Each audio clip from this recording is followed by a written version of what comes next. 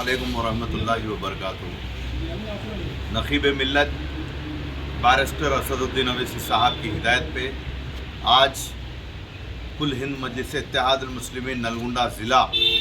और टाउन की कमिटीज़ ज़िला कलेक्टर साहब से जनाब विनय कृष्णा रेड्डी साहब से मुलाकात किए और हमने इस मुलाकात में 100वीं सिविल कोड के ताल्लुक़ से जो लॉ कमीशन ऑफ इंडिया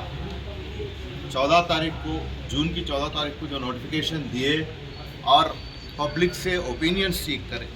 उस ताल्लुक़ से हमने टेस्ट कर आईडी यूनिफॉर्म सिविल को रिजेक्ट करते हुए अपना इजाज़ी नुमाइंदगी साहब के लिए हुकूमत हिंदुस्तान के लॉ कमीशन और लॉ मिनिस्ट्री और प्राइम मिनिस्ट्री को हमने यहाँ से दर्ज किया। अब रही बात यह है कि 100वीं सिविल कोड के बारे में कुछ खुलासा बहुत ज़रूरी है आवाम को देना कि ये यूनिफॉर्म सिविल कोड एक ऐसा कानून है, अगर ये लागू हो जाता है तो हिंदुस्तान में रहने वाले करोड़ों माइनॉरिटीज़ जो कि Christians, Muslims, Sikhs, Jains, Buddhism और शेड्यूल्ड ट्राइब्स और शेड्यूल्ड कास्ट, तमाम तबक़ात के जो करोड़ों लोग रहते हैं हिंदुस्तान की आबादी में तकरीबन 40%, इन सब का बहुत बड़ा नुकसान होगा। और ये जो सोशलिस्ट फैब्रिक जो है हिंदुस्तान की, यानी कि ये जो गंगा जमनी तहजीब है और ये इंक्लूसिव नेचर जो है, ये डिस्टर्ब हो जाएगा। यहाँ पे नेशनल इंटीग्रिटी को थ्रेट है यूनिफॉर्म सिविल कोड की वजह से। अब रही बात यूनिफॉर्म सिविल कोड को, उन लोग की बात दलील ये है कि आर्टिकल 44 में, कॉन्स्टिट्यूशन ऑफ इंडिया के आर्टिकल 44 में खुद कहा गया था कि यूनिफॉर्म सिविल कोड का यानी कि प्रपोजल कभी भी अमल करना है। लेकिन जब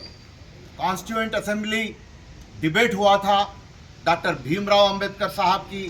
सदारत में 1949 में, उस वक्त भी यूनिफॉर्म सिविल कोड की बहुत सख्त से सख्त मुखालिफत की गई। उसी वजह से उन्होंने अपना ख्याल ये दिया था कि यूनिफॉर्म सिविल कोड जो माइनॉरिटीज़ है, जो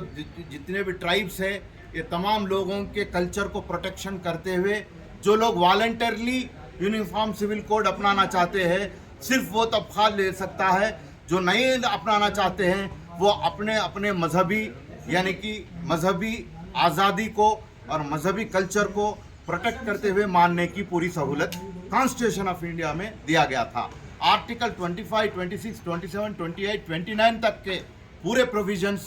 हमारे फंडामेंटल राइट ये जो है कि right to freedom of religion है, यानी कि फंडामेंटल राइट्स हमारे को जो दिया गया वो स्ट्रांग है। जबकि यूनिफॉर्म सिविल कोड एक directive principle of state policy है, जो कि फंडामेंटल राइट ज़्यादा पावरफुल रहता, डायरेक्टिव प्रिंसिपल ज़्यादा पावरफुल नहीं रहता कॉन्स्टिट्यूशन ऑफ इंडिया के स्पिरिट के लिहाज से। अब रही बात, और एक खुलासा ये है कि अब ये मोदी सरकार जो मुसलमानों के ख़िलाफ़, ये दलित के ख़िलाफ़, ट्राइब्स के ख़िलाफ़ ये कानून ला रहे हैं, उनका क्या मकसद, सियासी मकसद है, सब सारे हिंदुस्तान जानता है। लेकिन अब उन्होंने अगर ये बिल पेश भी करें तो राज्यसभा में कुल 237 MP है, जिसमें से सिर्फ 92 MPs जो है सो बीजेपी के हैं, और वो लोग को अगर कोई एक्स्ट्रा उनके अलायंस वाले देते भी हैं तो 103 MPs होते हैं। अब यहाँ पे सवाल ये उठता है कि 16 MPs की कमी है राज्यसभा में ये बिल पास होने के लिए, जबकि लोकसभा में वो लोग को फुल मेजॉरिटी है। लेकिन राज्यसभा के जो 16 MPs है उसको हम चैलेंज यहाँ से सबको हम वार्निंग देते हैं, चेतावनी देते हैं, जो सो कॉल्ड सेक्युलर पार्टीज़, जो रीजनल पार्टीज़ के राज्यसभा के MPs है, वो लोग के सामने ये एक इम्तिहान है सेक्युलरिज्म का। अगर वो हिंदुस्तान के माइनॉरिटीज़, एसटीज़, ट्राइब्स, क्रिश्चियंस तमाम के फेवर में है, तो वो राज्यसभा के रीजनल पार्टीज़ के MPs इस बिल के मुखालिफत में वोट डालने की ज़रूरत है। और हिंदुस्तान के सारे लोग इससे जो विक्टिम्स हो रहे हैं, हम सब गौर कर रहे हैं कौन सी पार्टी किसके हक़ में वोट डालेगी। इंशाअल्लाह हम अल्लाह पाक से तवक्को करते हैं कि इस तरह के ड्रैक्युला